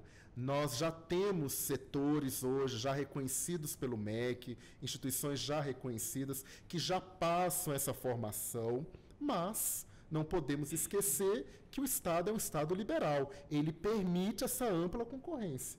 Então, a gente fica muito passando a nossa opinião, mas existe uma Constituição que permite essa liberdade. Não tem nada errado de ter essa quantidade. Não há. O que é errado é uma instituição que não prioriza o ensino, que não dê a extensão, que não dê uma prática jurídica, que não ofereça os mecanismos e os instrumentos para esses futuros bacharelandos. O problema aqui é ensino. Se for um ensino de excelência conforme o MEC, ótimo, está na regularidade. Agora, ter muitas faculdades é uma questão que, obviamente, Walter, é uma questão de reflexão social, né? Perpassa aqui a uma reflexão social. Brasília mesmo já está enxurrada de advogados por metro quadrado. Né? Isso também, a categoria profissional também está saturada no Distrito Federal. Isso é um fato. Mas vai deixar de ter bacharéis em direito? Não. Não por causa desse Estado, que é um Estado liberal, que permite que você tenha liberdade de ter uma profissão, de ir e vir, né? Mas é uma situação que merece uma reflexão social. Talvez não seja mais adequado ou não. Eu acredito que o ensino ele tem que ser priorizado, tem que ser expandido, mas com fiscalização. Eu acredito que ter uma fiscalização mais executada pelo Ministério da Educação, acreditamos que poderemos, por exemplo, reduzir o número de IES. Porque nós sabemos, existe IES, não estou aqui citando nomes, obviamente, não é o meu vidro, não é falta completamente da ética. Mas há IES que não prioriza as normas do MEC. Não prioriza, estão aí formando, estão permitindo fazer históricos escolares completamente desuso com o MEC. Então, acredito que é nesses pontos que o MEC pode, sim, diminuir essa quantidade de IES, né? Então, acredito que faz parte mais da fiscalização do MEC, sem sombra de dúvida. Perfeitamente. E evidente também, né, doutora Narayana, que a gente aqui, falando sobre os cursos, né, o ensino superior, evidente, estamos focando aqui, portanto, o campo do direito. O nosso assunto aqui são os estágios, mas a gente acaba evoluindo para outras áreas, mas o foco é justamente também aí, no caso, os estágios. Quer dizer, essa quantidade, né, de faculdades no campo do direito, evidentemente, obriga o estudante, o aluno, quem quer realmente ingressar neste curso, preparar o seu vestibular, ou então ter a nota suficiente do Enem e escolher, portanto, aquela universidade, ou ser escolhido, portanto, pela universidade. Quer dizer, é importante que a pessoa, de alguma forma, ela entenda realmente o potencial para onde ela está indo, conhecer a sua estrutura. É importante que antes de fechar ali a sua matrícula, ela deva, de certa forma, ter todas essas informações, ou é antiético a gente fazer isso? Eu acredito que é uma pesquisa importante que o futuro estudante precise fazer, não só do direito, acho que como de todas as profissões, né? Todos os cursos. Inclusive, tem escolas que têm esse programa no último ano do ensino médio de fazer visitas em algumas faculdades. Eu lembro de ter feito isso no meu ensino médio. E é interessante porque você conhece a estrutura de uma faculdade, você conhece aonde você vai ingressar, e é um programa interessante que algumas escolas têm. Então, eu não acho antiético a gente conhecer a faculdade, porque é ali que você vai se formar e é ali que você vai, talvez, fazer contatos que vão te abrir portas para o seu futuro profissional. Então, eu acho que, de fato, quem faz a faculdade é o aluno. Eu realmente concordo com isso. mas eu também acho que a gente, se tiver como escolher uma boa faculdade, que a gente escolha uma boa faculdade. Eu quis escolher a minha faculdade, porque na minha época de entrar na graduação, era de fato a melhor faculdade que tinha no curso de Direito, e era referência, e eu queria eu sempre quis fazer o curso de Direito, e eu optei por uma faculdade que era referência naquela área, porque eu queria poder fazer o melhor na melhor. Então, eu fiz um bom curso, eu me dediquei durante os 5 anos da graduação para poder fazer um bom curso, e me abriu muitas portas ter escolhido uma boa faculdade, porque quando a gente vai fazer estágio, pelo menos em escritório de advocacia, a faculdade que você faz, a pós-graduação que você tem quando você é advogado, né, a faculdade em que você fez, isso faz todo o diferencial no seu currículo. Não necessariamente quem está nas melhores instituições são os melhores profissionais. Não, de forma alguma. Mas isso faz toda a diferença no seu currículo profissional. E as melhores instituições tendem a ter os melhores profissionais para te ajudarem, te darem o caminho ali. Então, não acho nada antiético você procurar a melhor faculdade se você tiver como arcar com os custos daquela melhor faculdade. Mas, se você também não tiver e você fizer um bom curso, nada vai te diferenciar daquele outro profissional que se formou na melhor faculdade. É na prática que vai ser visto quem foi melhor, né? Assim, eu tenho uma faculdade de renome no meu currículo, você não tem, mas você fez uma faculdade muito melhor do que a minha, você se dedicou muito melhor do que eu. Você é um excelente profissional também. Então... A senhora adivinhou a minha pergunta, né? Já está engatilhada aqui para passar para o doutor Mário, mas vamos lá, né? Doutor Mário, ou seja, então, pelo que disse a doutora Narayana, quer dizer, no caso, assim, a faculdade de renome não está no preço da mensalidade. Ela está justamente na capacidade dos professores, acima de tudo, da estrutura em si, né, de formar realmente um bom profissional. E esse profissional, para ser um bom profissional, não é simplesmente ele abrir a cabeça e deixar as coisinhas entrando na sua cabeça. Ele também tem que ser proativo, tem que buscar, tem que correr atrás, tem que participar e outras coisas mais. Seria por aí.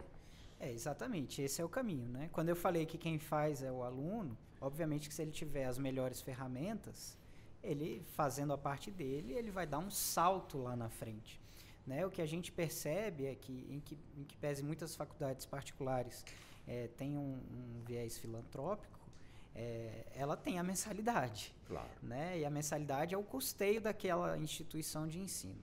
Então, faculdades mais caras têm possibilidade de pagar melhores salários, e profissionais gostam de receber bons salários. Bons profissionais querem ser bem remunerados. E aí é natural que aqueles melhores professores procurem as melhores instituições de ensino para colocar o seu nome, o seu prestígio, junto ao da instituição de ensino. Daí, por sorte, a pessoa que pode cursar uma faculdade particular de renome, ou até mesmo passar num vestibular numa faculdade federal, que a gente sabe da qualidade das instituições federais. Esse aqui é o ponto que eu gostaria de avançar também com o senhor, né? Nós temos aqui a UNB. Sim. Excelência no curso, não desmerecendo as demais de forma alguma, mas ela é muito procurada, muito, de certa forma, concorrido, principalmente em qualquer curso. Nós estamos focando aqui, portanto, o campo do direito. Mas enfim, pelo trabalho que a gente exerceu aqui com praticamente todas as universidades aqui particulares, a gente verifica também a capacidade de todas elas, né? Como muito bem pontuou também o doutor Rodrigo, o professor que está no UNB, ele pode estar na Católica, pode estar no CEUB, pode estar, enfim, né? Isso, portanto, não é o problema. Mas o fato das universidades públicas, as chamadas, portanto, federais, porque não também as estaduais, que realmente recebem, portanto, ali os seus futuros, enfim, bacharéis no campo, portanto, do direito. A impressão que se tem é que o diploma ele é mais bem visto, mais pesado, mais valorizado do que das demais universidades que prestam, portanto, ali o mesmo trabalho. Gostei muito da doutora Narayana, né? Disse, de repente, quem cursou lá na UNB, num concurso público, fica para trás, e quem cursou aí no Unisul, vai embora, segue em frente, se transforma até em ministro aqui da Suprema Corte, qual é o problema, né? Não tem problema algum. Lembrando aqui que as instituições que a gente tem citado o nome aqui são exemplos, né? Existem tantas outras fantásticas também. Mas uma coisa que eu percebo, Walter, é no que se busca na hora da formação. Uma formação de qualidade por um custo baixo. Ora, se você passa numa federal, você não tem nem custo. Exatamente. Né? E assim, são instituições que tendem... Eu vou usar uma expressão que a gente falava muito no passado. A UNB forma um excelente pesquisador do direito.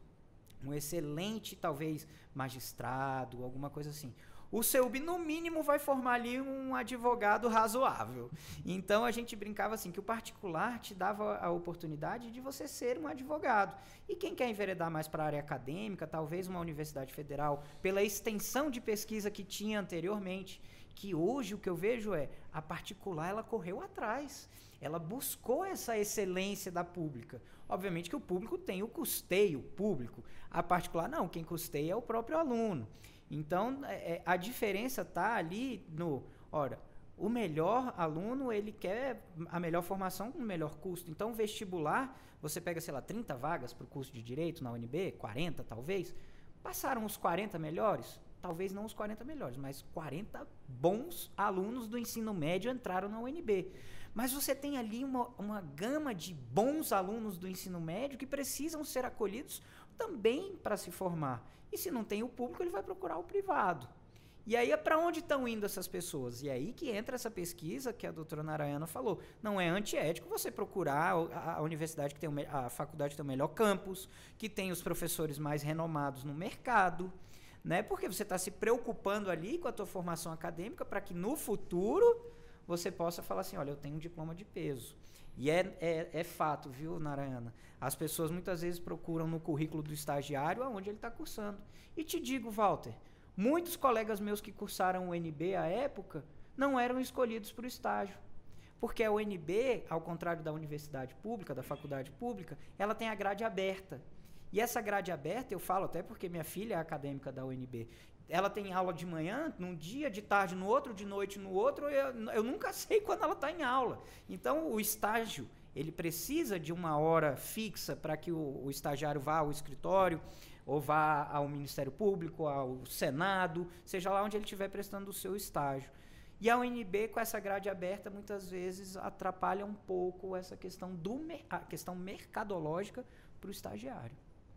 Nessa linha, eu só fico à vontade, caso o senhor queira fazer alguma colocação do que foi dito, eu fique bem à vontade, mas eu deixo com o senhor o seguinte, exame de ordem. O exame de ordem, de fato, é uma baliza para separar o joio do trigo ou não?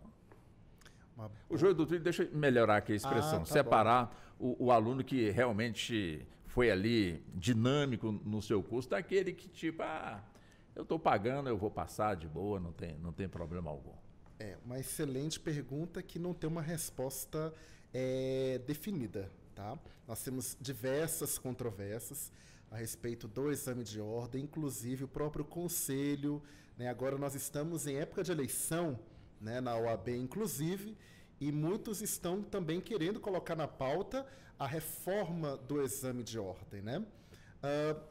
Há muitas controvérsias. Existe falas de que o exame de ordem ele não é esse balizador, ele não há esse balizador, na verdade, há mais uma prova técnica em verificar se o então bacharelando em Direito e futuro bacharel, no caso bacharel em Direito, depende do tempo que ele estiver fazendo esse exame de ordem, para constatar a formação geral e específica que ele teve durante a graduação.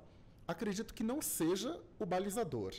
Acredito que o balizador, de fato, é a experiência do bacharel, que perpassa o exame de ordem. O exame de ordem é uma técnica, é um passo importante, claro.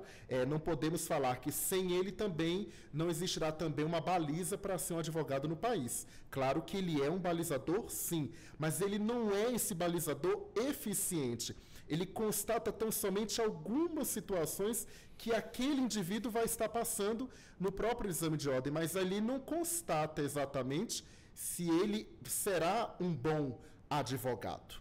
O que vai ser constatado como um bom advogado são as suas práticas, são as suas experiências. Foi o tempo que ele teve na graduação, de experiência em estágio, as oportunidades que ele teve e que ele absorveu. Agora, o exame de ordem, ao ver de muitos, inclusive, é apenas uma fase que necessária, né, diga-se de passagem, ainda é necessária para angariar a carteira da ordem, mas não quer dizer que esteja apto a ser advogado.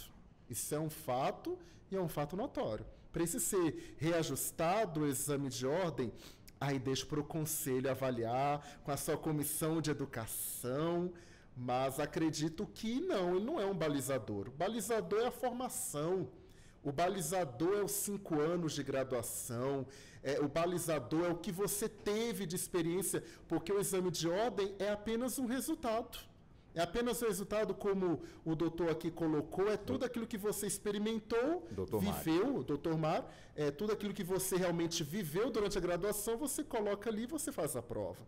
É apenas um resultado de todos os 5 anos. Então a gente tem que ver como foram os 5 anos desse bacharelando. É isso que é o balizador. E quem é o balizador é o mercado. Ele é o balizador. Doutora, nesse mesmo assunto, gostaria de ouvir a senhora também, doutora Narayana. Eu concordo com o professor Rodrigo, porque a prova da ordem são 2 fases. A primeira etapa é uma prova geral, que você marca a opção, se eu não me engano, acho que era isso. É uma prova bem objetiva, com todas as matérias, um pouco de cada matéria. Se você atingir uma pontuação mínima, você passa para a segunda fase, que aí já vai ser a matéria específica que você optou, né? Trabalhista, civil, penal, previdenciário. E, de fato, não diz a qualidade do profissional. Disse que você passou numa prova para você tirar uma carteirinha. A prática vai dizer se você é um bom advogado ou não. Porque muitas vezes tem gente que não fez estágio durante a faculdade, se dedicou para estudar para a faculdade ou para talvez estudar para cursinhos, para fazer concurso público, algo do tipo, mas quer ter a OAB porque fez direito. Tem gente que pensa, fiz direito, tem que ter minha carteirinha da OAB pelo menos. Então, não vai dizer se é um bom profissional ou não, vai dizer que você está apto para tirar a carteira profissional para exercer aquela profissão da advocacia. Então, eu, particularmente, não acho que diga a qualidade do advogado. Eu acho que só o torna apto para advogar. A qualidade é realmente no dia a dia, porque nem sempre o fato de você ter a carteirinha te torna um bom profissional. E para o senhor, professor Padilha, como é que o senhor também avalia? Eu imagino que o senhor, há mais de 2 décadas, né, o senhor se preparou, estudou e buscou, portanto, também aí essa obrigação para poder exercer a advocacia, tem que ter, portanto, ter a carteirinha. Quer dizer, do tempo que o senhor fez para hoje, mudou alguma coisa? Mudou. E assim, a vantagem de ter na família, por exemplo, quando minha mãe tirou a OAB dela, você ou fazia a prova da ordem ou você fazia o estágio supervisionado. Então, tinha um estágio supervisionado que te qualificava a ser advogado. Aí, houve uma alteração legislativa. O próprio exame de ordem, a gente vinha comentando aqui no intervalo, quando eu fiz o exame, ele permitia a consulta de livros de doutrina. Hoje em dia já não se permite mais. Mas eu vejo que, apesar dele não medir a qualidade do profissional, ele é uma ferramenta. A gente precisa de alguns balizadores. Ele é apenas um balizador que te torna apto, como a doutora Narayana colocou aqui, a pedir a sua OAB. Você vê colegas agindo de forma errada? Não vamos dourar a pílula. Sim, a advocacia tem problemas, como todas as profissões têm, né? Não é a mais... Ninguém está isento disso. Tá? Mas, por outro lado, como seria sem o exame? A gente não sabe também, porque com tantas instituições de ensino que torna difícil a fiscalização do MEC, a OAB procurou, através da lei do advogado, falar assim, olha, eu vou pelo menos tentar colocar um freio. Eu acho que ela é um freio. Tem gente que diz que é barreira, né? Normalmente, assim, também vou falar aqui honestamente, muito se critica o exame de ordem aquele que não obtém sucesso em passar nele. Tá? Porque se 10 mil se inscreverem, 10 mil podem passar. Você não está disputando uma vaga. Você tem que tirar uma nota mínima. Então, eu vejo críticas de pessoas que não conseguiram alcançar o mínimo necessário. Na minha época eram 100 questões, você tinha que acertar 50 na primeira etapa. Agora são 80. Você tem que acertar 40, não é isso? São 80 questões, você tem que acertar 40. 40. Ou seja, você tem que fazer 50% da prova objetiva para se tornar apto aí para a segunda fase. E não é igual ao NB, que um errado anula uma certa, não. Você pode chutar as 80 e dar a sorte lá de passar. Né? A segunda fase, não, você tem uma prova, uma questão, eles te apresentam uma situação, você vai redigir uma peça dizendo se é um recurso, é uma petição inicial, se é o recurso certo, o endereçamento, e algumas questões subjetivas. Então, assim, se a pessoa minimamente se preparou, ela tem grande chance de passar na prova. Que ela vai ser um bom profissional porque passou na prova? Aí eu concordo, não é a prova quem vai medir isso. Porque o que nós estamos falando aqui é justamente esse ponto, se realmente vai ser um bom profissional. Agora, que o exame de ordem realmente ele é importante, não vejo problema algum nesse sentido mesmo, ele é importante mesmo, e concordo com o senhor, quem mais realmente critica tem essa defasagem nesse quesito, mas concordo com o senhor em gênero, número e grau. Agora, a pessoa que, de alguma forma, não tem sucesso no exame de ordem, ela pode, na carreira de bacharel de Direito, enfim, buscar outras profissões? O senhor já citou aqui algumas delas no Ministério Público e outros setores, não foi isso mesmo? Pode, ela pode ser até juiz, pode ser delegado, por exemplo, pode ser um defensor, pode ser um procurador, não há necessidade, pode ser um ministro do Supremo Tribunal Federal, inclusive. Há um leque de possibilidades para o bacharelado. Ele pode ser consultor, ele pode ser analista, ele pode ser técnico, né? Tem um vasto... Mas tem que ser bacharel em Direito. Bacharel. Nesses tem um requisito clássico, bacharel em Direito com diploma reconhecido pelo Ministério da Educação. Perfeito. Tem que ter essa situação. Eu só queria voltar na fala do doutor Mário, né, quando ele disse a respeito do MEC, dessa fiscalização. Quero deixar aqui só quesito mesmo de exemplo para ilustrar, né? Eu mesmo, com a minha instituição, nós fomos investigados pelo MEC, como de costume. Depois da data de criação, conta 5 anos. Aí o curso tem que ser investigado pelo MEC para ter a nota do MEC, né? E eu quero também deixar aqui claro que há 1 ano eu passei por isso. Eu passei pela investigação do MEC. Minha vida foi minuciosamente investigada. A instituição toda foi investigada. São 14 critérios de investigação. 14 que você tem que mostrar evidências do seu curso. Tem esse papel? Aonde está o papel? Você está falando que tem a caneta azul. Cadê a caneta azul? Então, tudo você tem que provar para o MEC. Então, essa fiscalização nós passamos... Foi bem aguerrido, mas foi bem tranquilo, porque a gente tinha todas as evidências do MEC, né? O problema é que você não tem evidência. Aí fica uma situação bem complicada. Mas essa investigação ela é muito necessária. Super necessária. Se me permite aqui um parênteses. Por favor. É aí nessa investigação que a gente verifica a qualidade de fato da instituição. Exato. Por quê? Para que ela obtenha nota A, ela tem que ter um número X de professores com doutorado, com mestrado, né? E a qualidade desses professores. Então, eu conheço instituições de ensino que nomeavam coordenadores que nunca tinham pisado na instituição, e eu falo isso porque eu advoguei para um sindicato de professores de instituições particulares, e me foi relatado em diversos atendimentos que a pessoa tinha o nome de caneta. Era o canetinha da faculdade. Para quê? Para que ela obtivesse uma boa nota do MEC. Eu acredito que ao longo desses anos, né, como você falou, já atua 2 décadas dentro da advocacia, eu acredito que as instituições tenham se fortalecido e o MEC também tenha fortalecido a qualidade dessa investigação, né? Mas assim, 1.200 e quantas, Walter? São 1.240 faculdades de Direito no Brasil. Eu acho que o MEC não tem nem número de profissionais que consiga atender a essa fiscalização de uma forma 100% eficaz, né? Então, assim, é óbvio que a instituição não pode contar com a sorte. Eu acredito que aqui, como o doutor Rodrigo está falando, ele teve que provar por A mais B que a caneta era azul, que a lousa estava lá, que o professor existia e tal. Mas ele também alertou que existem instituições de ensino que sequer dão a prática profissional. E aí você pega uma instituição dessa que está credenciada no MEC e joga o profissional no mercado, como é que você tem certeza mínima... Gente, voltando ao debate de exame de ordem, é o mínimo. É como é que você tem certeza minimamente que aquela pessoa está apta, se ela não passou por uma barreira. Então, é só essa minha ponderação. É uma barreira para verificar. Já se tentou outros projetos também, Walter, para outras coisas. Por exemplo, para atuar em tribunal superior, tinha gente que queria passar projeto de que o advogado tinha que ter um número mínimo de anos de exercício profissional. E aí veio gente falando, olha, mas isso aí você vai criar um problema no mercado, porque você não vai querer contratar o novo, você vai tirar a chance do novo profissional.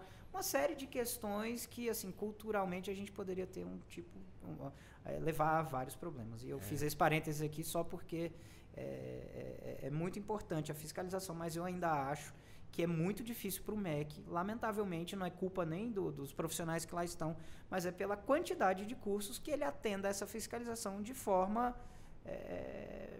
100% eficaz. Agora, quando a instituição passa pela fiscalização, é algo realmente fiscalizatório. Nós tivemos com um grupo de avaliadores do Ministério de São Paulo e do Rio Grande do Sul, nos investigaram em todos os quesitos. Ou tínhamos as evidências ou não tínhamos as evidências. E foi algo muito tranquilo, passamos, não só titulação de professores, é algo importante? É algo importante, mas ele vê outras situações, infraestrutura, biblioteca, tudo é profundamente analisado. E, para nossa grande alegria, nós, com todo o nosso conjunto, de tudo aquilo que nós passamos, hoje nós temos a nota máxima, a nota 5 no MEC. Foi algo assim realmente estrondoso. E também o Ministério também me perguntou, falou, o senhor já foi professor da instituição? O senhor já teve vivência na instituição? Eu falei, sim, mais de 9 anos na instituição, antes de ser coordenador. Aí ela, muito bom. Na verdade, eu, professor Geronilson, né, acredito que ele esteja nos escutando, o professor Geronilson é nosso orientador do Núcleo de Prática Jurídica, e somos novos. Mas mesmo assim o Ministério da Educação viu a nossa titulação, viu os nossos currículos de todo o nosso colegiado de curso e viu que nós temos sim um relatório satisfatório do MEC. Então, essa fiscalização as instituições elas têm que ter. Mas nós passamos por um crivo de investigação surreal. Imagina. Surreal, mas passamos muito bem. Interessante, a gente falou e vamos continuar falando, sempre nas oportunidades também, sobre a questão do estágio. Mas o estágio ele é muito amplo, né? Ou seja, o antes do estágio já de certa forma, exige muito de quem está trilhando neste curso do direito. E depois do estágio, aí sim, é que aperta mais ainda. Então, o estágio é uma definição, portanto, para muita coisa, né? Inclusive se a pessoa quer ou não aquela profissão. Claro, né? Claro. Mas vou colocar uma outra pimentinha aqui, porque com toda certeza essas pimentinhas estão chegando e estão preocupando bastante quem busca, portanto, o ensino de qualidade, o ensino superior. Em que pese que este assunto que eu vou aqui buscar, as pessoas também dizem que não perde nada para o ensino presencial, que é EAD, ou seja, o ensino à distância. No campo do direito, caberia, ou já tem realmente curso de direito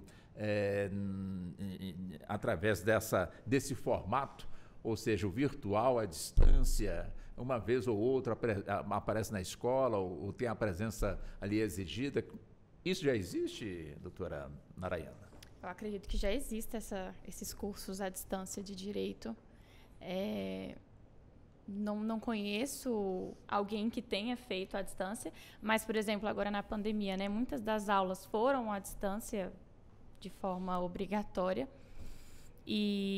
Mas eu sou defensora da aula presencial, eu acho toda a diferença, troca professor-aluno, professor e aluno, né, entre os alunos, o debate na turma. O exemplo prático, eu particularmente prefiro a aula presencial, até porque essa aula à distância, muitas vezes, você não tem como saber se a pessoa está ali assistindo a aula ou não. Então, essa defasagem também é ruim na hora de você ter o profissional, a formação do profissional, né? Por favor. Não é permitido 100% digital, nosso Conselho Federal da Ordem não permite. Podemos fazer no sistema híbrido de ensino, né, que pode ser o modelo semestral ou trimestral. 60% tem que ser presencial e 40% tem que ser na modalidade digital. Não pode ter IES com curso de direito 100% digital. Isso não é autorizado. Tem para pós-graduação, né? Para pós tem 100% online. Pode ser feito, mas para o modelo de graduação não pode. Não é nem pelo Conselho Federal da Ordem, assim, com todo o respeito ao nosso Conselho Federal. Não é nem pelo próprio Conselho. É o MEC. O MEC, ele realmente ele está tendo agora um levantado do Ministério da Educação para que seja digital, mas também o Conselho Federal também, não vou poder também deixar aqui de dizê-los. O Conselho Federal barra no sentido de que realmente nós passamos pelo crivo do presencial, principalmente no quesito da prática jurídica. Então, 100% não pode. Professor Mário, você já ouviu o senhor também sobre esse aspecto? Walter, a ferramenta está aí, mas ela é apenas ali algo suplementar, né? Eu acho que nada, como a doutora Narayana colocou, nada vai substituir essa relação e essa interação humana. Afinal de contas, o direito é uma ciência humana, né? Então, a interação da sala de aula é que permite o debate como nós estamos tendo aqui. Imagina se nós estivéssemos hoje gravando essa entrevista pelo Zoom, se um falasse assim, e o outro fosse interpor a fala, ficaria uma confusão tremenda e acaba que você não tem a experiência 100% completa. Então, assim, durante a pandemia, para passar aquele momento terrível que nós vivemos, foi um paliativo, né? Mas eu acho que já tem até pesquisas aí, eu digo que de alunos de ensino médio, que passaram e se formaram nos anos da pandemia, eles têm um déficit de aprendizagem em relação aos alunos que tiveram modelo presencial. Então, eu acho que para pós-graduação, algumas aulas, algumas matérias a gente já vê, mesmo no curso presencial, essa matéria aqui vai ser em EAD, você tem um tutor e tudo mais, mas, gente, nada substitui a interação professor-aluno, aluno-aluno, ali do cotidiano, do dia a dia da sala de aula. Mas que o estágio é imprescindível, não tem dúvida. É imprescindível, com certeza. Obrigatório. Perfeito. Eu peço licença mais uma vez ao senhor, um minutinho, eu tenho aqui as manchetes do nosso Jornal da Justiça que entra no ar daqui a pouquinho, tanto na rádio como também na TV. E em seguida nós vamos entrar para as considerações finais, porque o tempo voa, né? O relógio não para, né? Uma conversa tão boa, mas já a gente retorna. Eu busco com a senhora, como também com os senhores, aqui as considerações finais. Vamos lá. Supremo Tribunal Federal começa a julgar amanhã a ação que trata da letalidade policial nas comunidades do Rio de Janeiro, conhecida como a DPF das favelas. Polícia Federal investiga desvio de verbas da saúde em Santa Catarina. Supremo encerra o segundo dia de audiência sobre as bets. STF vai decidir sobre validade de resolução que proíbe farmácias de manipulação de venderem produtos à base de cannabis. E ainda, Justiça de Minas Gerais faz competição para promover o Pacto pela Linguagem Simples. O Jornal da Justiça desta terça-feira, dia 12 de novembro, começa logo mais às 18 horas. E são 16h49, nós vamos agora com os nossos convidados, como também com a nossa convidada, para as considerações finais. Eu começo com a senhora doutora Narayana, 2 minutos para as considerações finais, e já agradecendo a senhora pela atenção, enfim, pela inteligência do debate, enfim, por favor, a fala da senhora. Eu queria primeiramente agradecer o convite, né, de estar aqui participando desse debate, é a primeira vez que eu venho participar do debate na Rádio Justiça. Parabéns, viu? Parabéns. Muito obrigada. Agradecer também ao professor, ao advogado. O professor, a gente se encontrou antes da entrevista, a gente se recordou que a gente se formou junto no CEUB há uns anos atrás, então são reencontros também que a profissão vai permitindo. Foi muito enriquecedor, eu particularmente gosto muito desse assunto de estágio, Eu sou defensora de fazer estágio, de aprender. Eu tendo a ser muito próximo dos meus estagiários, ter uma relação muito boa com eles, porque eu acho que quando a gente tem maior conhecimento e tem a oportunidade de estar dividindo esse conhecimento com alguém que está começando, é muito enriquecedor saber que você contribuiu para aquele profissional em formação. E os meus chefes, né, as pessoas que participaram da minha formação foram muito importantes para a escolha da minha profissão hoje, para a profissional que eu sou hoje. E eu tendo a contribuir com os meus estagiários, tenho uma relação muito boa com todos eles e sempre estou ali disposta a ajudá-los, porque eu sei que é um momento crucial e eu quero fazer parte desse momento da vida deles. Ser lembrada por eles é muito especial. Então, muito obrigada pelo debate, foi muito interessante, foi muito enriquecedor saber que a gente compartilha também de ideias bem parecidas sobre o tema e que vocês também gostam de defender o tema do estágio, que eu acho que é essencial e primordial para os profissionais em qualquer área que a gente tem, não só no direito. Pois não. Doutor Mário Padilha, também uns 2 minutos para as considerações finais e a nossa reverência, a mãe do senhor, a doutora Carlane. Doutora Carlane, um abração para ela, eu sei que ela também está nos acompanhando. 2 minutos para as considerações finais. Walter, eu queria agradecer aqui o convite, né, da rádio, agradecer aqui aos meus pares que estão à mesa, a doutora Narayana, o doutor Rodrigo e você também, pelo debate respeitoso que a gente teve aqui, nessa troca de ideias tão profunda. Eu costumo brincar que é o estagiário quem move o mundo, né? Então eu defendo mesmo o estágio, a formação prático-profissional. Como eu disse na minha abertura, no Brasil a gente tem uma lei que rege esse trabalho, né, para que não se confunda também com a relação de emprego. Então, se você é estagiário, dê um Google aí, lei do estágio, você vai entender a diferença do que é estágio e do que é emprego. Vai entender a importância que você tem na sociedade e a sociedade na formação profissional desse estagiário. Que as pessoas entendam e possam buscar sempre o melhor para elas mesmas. Então, o estágio é uma ponte para a formação profissional, é assim um caminho que quem faz com afinco pode ter certeza que vai se tornar um profissional de referência no futuro. É uma ferramenta fantástica que é disponibilizada a você que está no curso de graduação, seja aí agora de qualquer área. Procure sempre fazer um estágio na área da sua formação, né? E procure extrair desse estágio o máximo que você puder. Porque eu digo, depois que você tem a OAB, aí voltando aqui ao nosso caso, não lhe é dado mais o direito de errar. É isso. Então, um forte abraço, agradeço muito aí, mais uma vez, a minha participação. Doutor Rodrigo Teixeira, também os 2 minutos, por favor, para as considerações finais e já agradecendo também pela presença e a participação conosco aqui nos estúdios da Rádio Justiça. Minha fala é de agradecimento à Rádio Justiça, mais uma vez estar aqui para mim é uma honra, falo sempre isso, porque para mim é uma honra estar aqui no Supremo Tribunal Federal, falar de temas que envolve o direito. Então, muito obrigado, Walter, muito obrigado aos convidados, foi muito interessante compartilhar os ensinamentos, as técnicas, tudo que envolve a nossa área, que é a área do direito. Então, meu agradecimento, agradeço também aos ouvintes, porque é sempre importante passar o que a gente sabe, transmitir o nosso conhecimento. Então, quero só agradecer, para mim é só gratidão. Agradecer, e estágio é lei. Estágio está na lei e ela tem que ser assegurada, não só àqueles que estão no ensino superior do direito, mas também a todos aqueles que também prestam estágio.